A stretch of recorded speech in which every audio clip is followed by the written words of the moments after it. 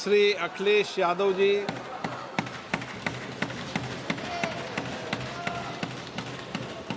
अध्यक्ष महोदय, मैं आपका धन्यवाद देना चाहता हूं कि इस महत्वपूर्ण विषय पे मुझे बोलने का मौका दे रहे हैं। मैं अपने साथी माननीय सदस्य गौरव गोगोई जी के से सहमत हूं। बहुत सारे महत्वपूर्ण उन्होंने बिंदु उठाए और अध्यक्ष महोदय,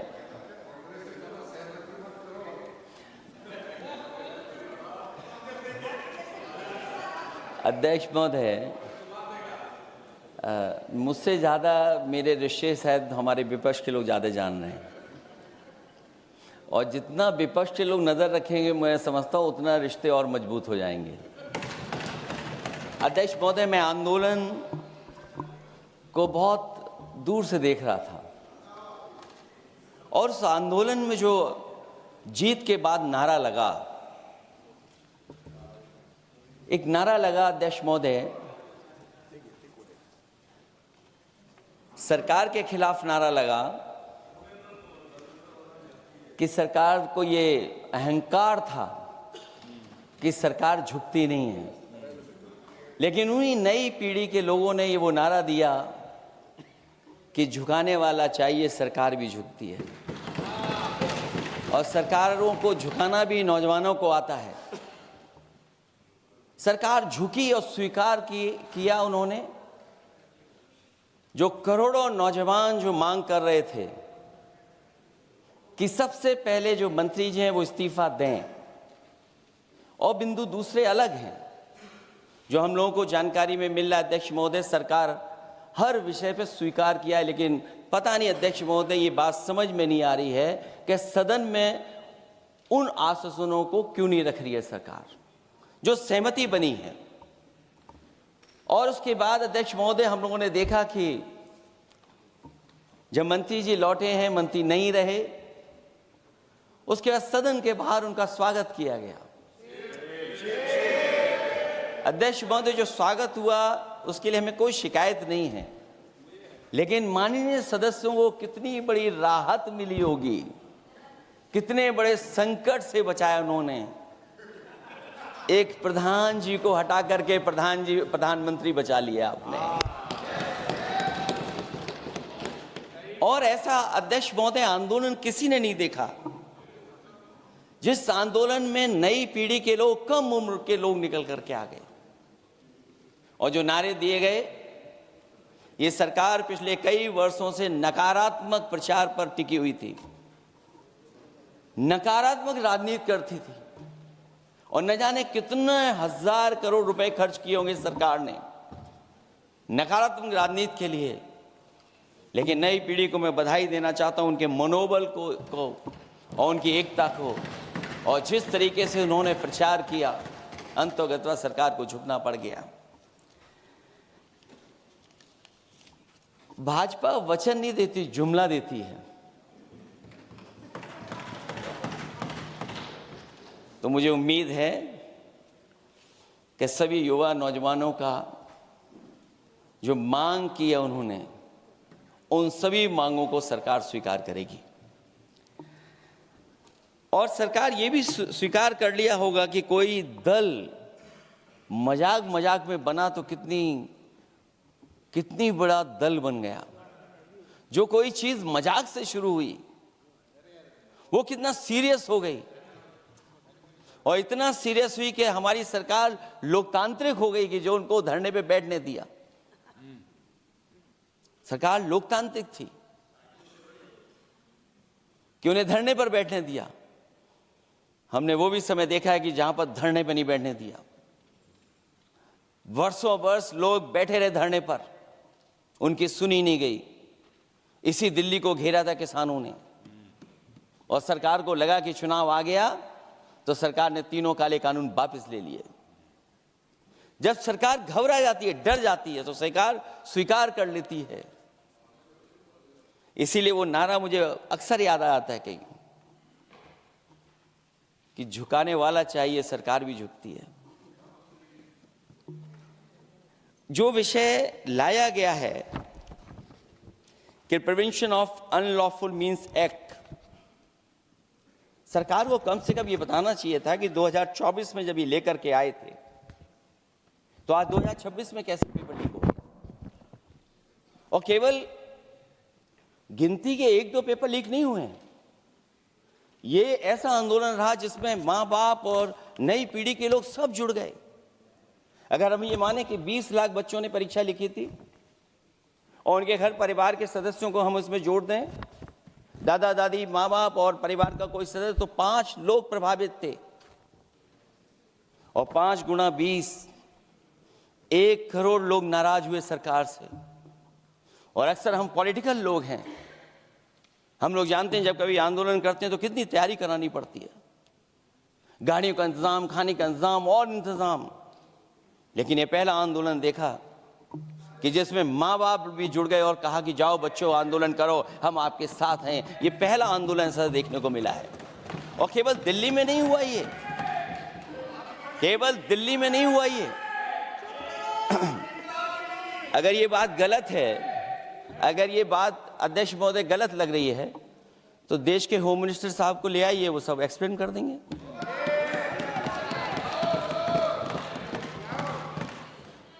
पहला आंदोलन जिसमें माँ बाप ने साथ दिया, क्योंकि परीक्षा से कितना दुखी हैं लोग। ये जो परीक्षाएं लीक हुई हैं, कई महीनों पहले ये किताब बना दी थी। और अध्यक्ष महोदय, जो लोग चढ़ावा चोरी नहीं बचा पाए, वो पेपर लीक कैसे बचा पाएंगे। जो भगवान के दरबार से दान गायब हो गया, दान चला गया, वो लोग पेपर लीक बचाएंगे। किस कानून को, जो कानून पहले बनाया उसी कानून का संशोधन करके लेकर आए। किसकी आंखों में आप धूल झोंक रहे हैं। और अगर कानून से बच रहा होता तो भाजपा की 10 साल की सरकार में 20 परीक्षाएं कैसे लीक हो गई।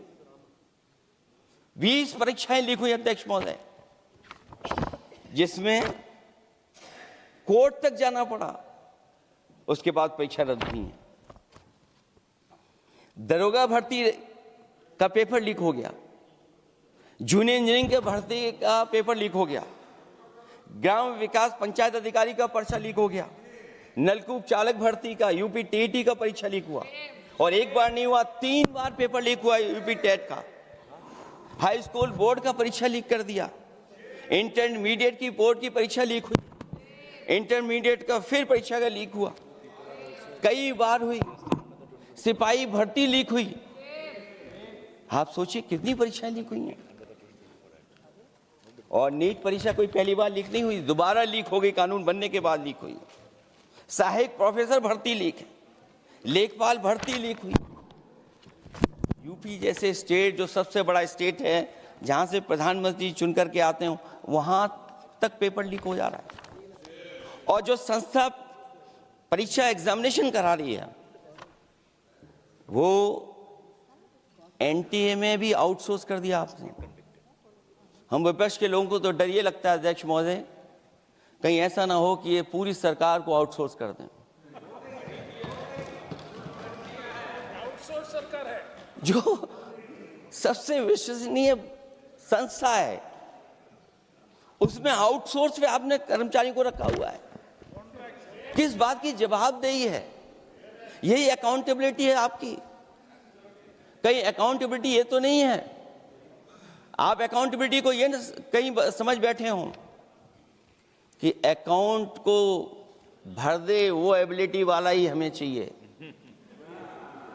कहीं वो अकाउंटेबिलिटी तो नहीं है।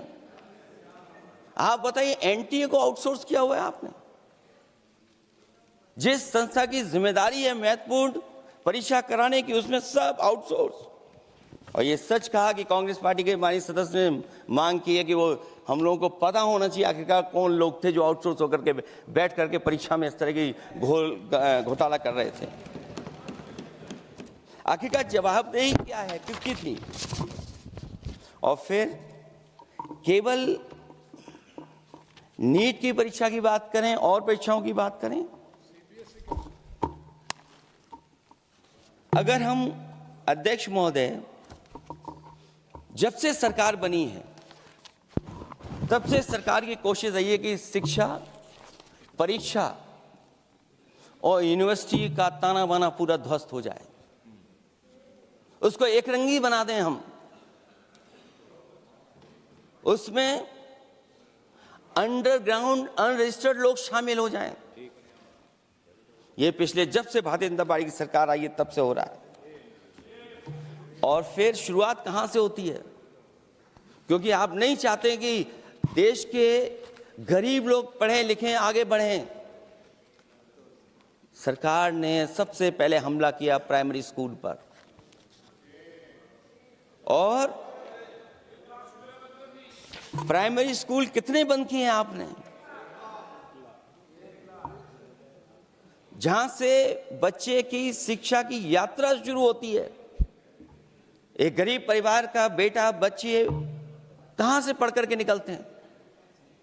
सबसे पहले प्राथमिक शिक्षा सरकारी स्कूलों से पढ़ करके निकलते हैं। हमारे बहुत सारे माननीय सदस्य होंगे, वो उन्हीं प्राथमिक विद्यालयों से पढ़ करके आज इस सदन तक पहुंचे होंगे। आपने सबसे पहले स्कूलों पे हमला किया, और प्राइमरी से लेकर के नौकरी तक पे आपने हमला किया है। युवाओं के भविष्य पर आपने चोट पहुंचाने का काम किया है। और जो प्राइमरी स्कूल जो आपने बंद किए हैं, वो इसीलिए बंद किए हैं आपने कि पिछड़े, दलित और गरीब के वर्ग के परिवारों के बच्चे पढ़ लिख न जाएं। क्योंकि आज भी अगर हम देखते हैं प्राइमरी स्कूल में कौन पढ़ने जा रहा है? सबसे समाज के गरीब परिवार के बच्चे पढ़ करने जा रहे हैं। सबसे पहला हमला आपने वही किया, और इसीलिए किया क्योंकि नींव पर ही अगर हमला होगा तो ये आगे नहीं बढ़ पाएंगे। जो आंकड़े सरकार के बताए गए हैं, 1 लाख से ज्यादा सरकारी प्राइमरी स्कूल बंद कर दिए सरकार ने। और अगर ये बात गलत है तो हमें उम्मीद है सरकार इस पर भी जवाब देगी। और अगर हम आंकड़े निकालें तो जो आंकड़े दिखाई दे रहे हैं, यूपी में सबसे ज्यादा प्राइमरी स्कूल बंद हुए हैं। और ये सरकार के आंकड़े हैं कि 7 लाख से ऊपर विद्यालय थे जो अब 6 लाख रह गए हैं। और यूपी में तो सबसे ज्यादा बंद हुए हैं। उत्तर प्रदेश में 26,386 सरकारी प्राइमरी स्कूल बंद कर दिए सरकार ने। और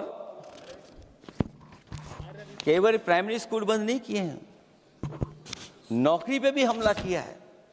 69,000 शिक्षक भर्ती को लेकर के बड़े पैमाने पर घोटाला किया गया। और घोटाला इतना बड़ा है कि वो सभी कोर्टों में गए हैं और पिछले कई वर्षों से आंदोलन कर रहे हैं। कोई स्थान नहीं बचा अध्यक्ष महोदय जहां पर वो शिक्षक भर्ती के लोग न गए हों। मंत्रियों के यहाँ गए, आंदोलन किया है, हाई कोर्ट गए, सुप्रीम कोर्ट गए हैं। लेकिन देखिए सरकार भी कमाल की है कि सरकार उनको नौकरी नहीं देना चाहती। और इसलिए नौकरी नहीं देना चाहती है क्योंकि उन्होंने भर्ती गलत की है, और भर्ती में जिन लोगों का अधिकार छीना है वो सबसे ज्यादा पिछड़े और दलित परिवार के बेटे, जिनका अधिकार इस सरकार ने छीना है। और ये अगर बात नहीं ठीक है तो हमें उम्मीद है कि सरकार इसका भी जवाब देगी। माध्यमिक स्कूलों को भी बंद किया जा रहा है, और बड़े पैमाने पे स्कूल बंद हुए हैं। और जो बोर्ड की परीक्षाएं लीक हुई हैं, पूरे देश में बड़े पैमाने पर बोर्ड परीक्षाओं के पेपर लीक किए गए हैं। अध्यक्ष महोदय, हम जानना चाहते हैं कि आखिरकार 10वीं और 12वीं के पेपर लीक क्यों हो रहे हैं? 10वीं और 12वीं के पेपर लीक क्यों हो रहे हैं? इसके लिए अगर कोई सरकार के पास जवाब हो तो बताएं।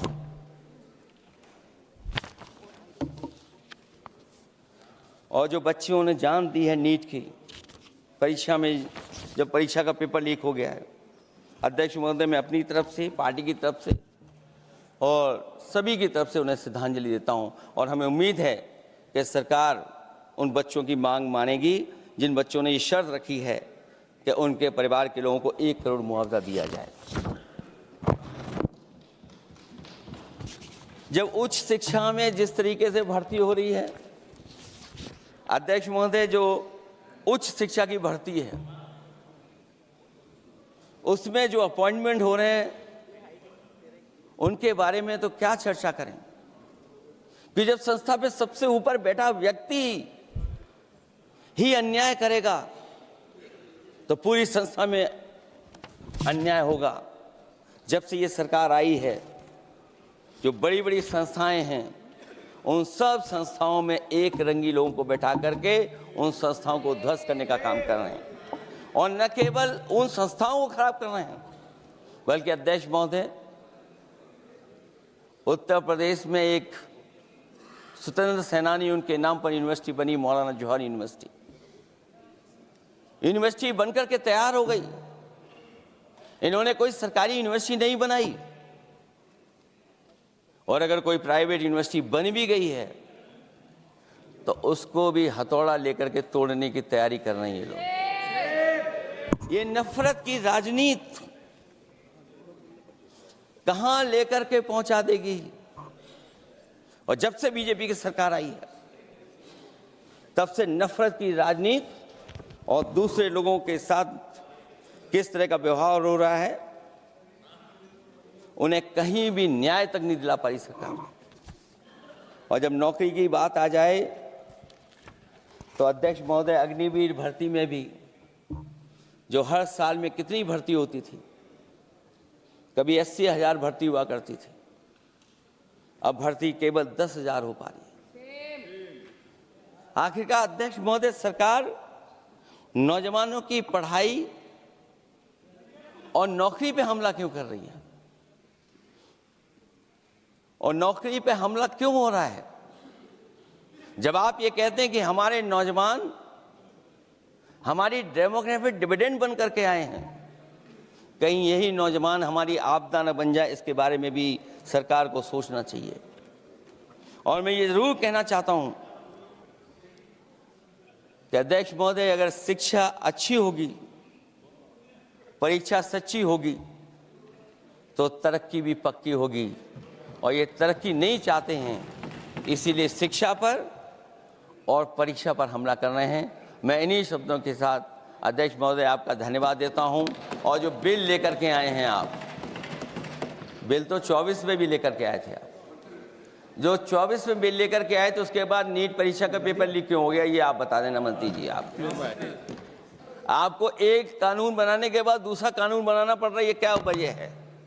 और आपको मंत्री जी का स्वागत इसलिए करना पड़ रहा है कि आपको संकट से बचा लिया। और अगर अखिलेश जी तो समाजवादी है, मैं पूछना चाहता हूं कि छात्रों का आंदोलन के बाद सरकार उनका बात सुन के पार्लियामेंट में बिल लेके आता है, ये अच्छा है? या जो आंदोलन होता है तो उसको कुचलने के लिए देश में इमरजेंसी लगा देता है, वो अच्छा? आप बता दीजिए।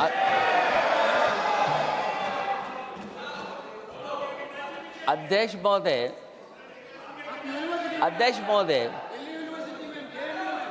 महोदय, मैं इमरजेंसी को तो नहीं देखा हूं, लेकिन इमरजेंसी में क्या क्या हुआ है वो अभी दिल्ली की राजधानी में भी देखने को मिल गया है। आंसू के गैस के गोले और लकड़ी में लगा हुआ कुछ कील का और कांटे की चीजें, उस समय करंट नहीं लगाया जाता था, इस बार करंट लगाया गया है। तो ये इमरजेंसी के बराबर ही हुआ है हमला, कम नहीं है। इमरजेंसी से कम अन्याय नहीं कर रहे हैं आप लोग। और याद करिए अध्यक्ष महोदय, अगर इमरजेंसी इन्हें याद आ गई है, अगर इमरजेंसी अध्यक्ष महोदय इन्हें याद आ गई है, तो इमरजेंसी के बाद भी परिवर्तन हुआ था, और हमें भरोसा है कि इसके बाद भी परिवर्तन होगा। और अध्यक्ष महोदय, मैं आखिरी में कहना चाहता हूं, कानून से नहीं, नियत साफ होगी तब नीट का परीक्षा साफ होगी। सवाल कानून का नहीं है, आपकी नियत साफ नहीं है। और जिस समय आपकी नियत साफ होगी तो परीक्षा भी साफ हो जाएगी। और हमारे साथी जो कुछ और बातें उठा रहे हैं, आज मौका नहीं है लेकिन आपको भगवान भी माफ नहीं करेंगे, क्योंकि आप चढ़ावा चोरी में शामिल हुए हैं। और चढ़ावा ही नहीं, जो गुप्त दान था वो भी चोरी हुआ है, गुप्त दान। और ये पाप की श्रेणी में नहीं आता है, महापाप की श्रेणी में आता है। Akhilesh ji bill pay. और अध्यक्ष महोदय, आखिरी में मैं इतना ही कहना चाहता हूं, शिक्षा की रक्षा के लिए जो आंदोलन हुआ है वो हमेशा आंदोलन जीतेंगे। बहुत बहुत धन्यवाद, बहुत बहुत आभार प्रकट करता हूं आपका। Shri Abhishek Banerjee. Thank you, sir. I rise here today to